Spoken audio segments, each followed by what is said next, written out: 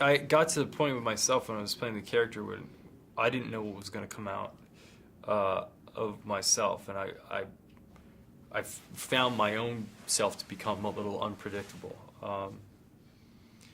You know, it's a crazy thing what happens when you care so much about something, that your own behavior becomes unpredictable. And I think Steve Jobs was a guy that you know, faced a lot of rejection when he was a child. You know, he was adopted and then was rejected by his own company. And I think that he had this pursuit to create this product that people loved, and when they loved it, they in turn loved him.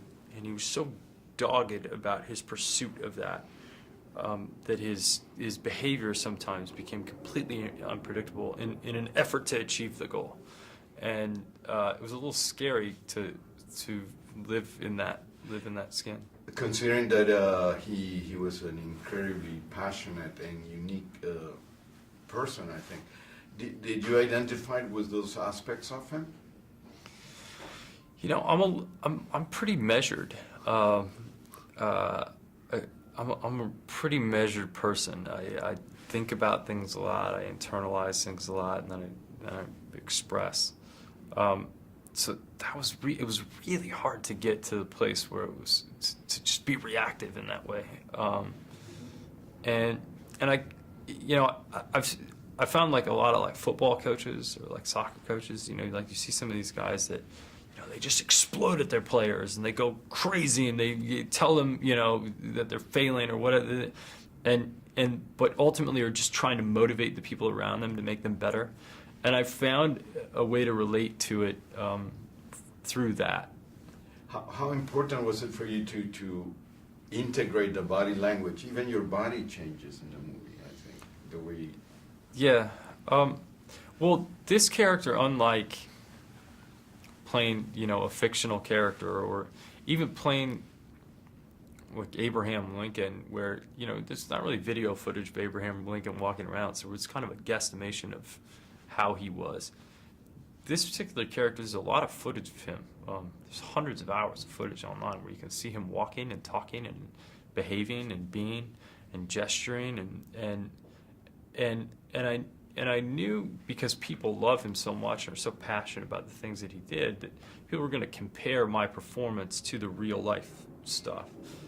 And so for me, it was really essential to emulate that as much as I could, so that people could forget that it was me and feel like they were spending time with Steve. How much has technology changed the way we relate to each other, in your opinion, through Mac or through...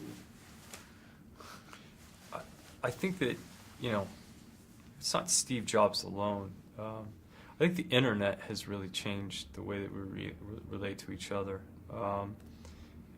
And, you know, Steve didn't invent the internet, he just created portals by which we can connect to it. But I think it's really revolutionized our relationship to one another. It's actually, I was reading a book that was written by a neuroscientist about what technology is actually physiologically changing our brains. It's changing the way we think, and I think that from a relationship perspective, it's a scary thing that happens when you can just unfriend someone with a touch of a button, and you don't actually have to approach your conflict with them. You don't have to actually relate with them. That's a scary thing, and then there's a valuable thing that happens when you can stay connected to people that are on the other side of the earth, and you might be able to create stronger bonds with people that have greater similarity and greater apathy and empathy towards you. So I think it has a good side and a bad side.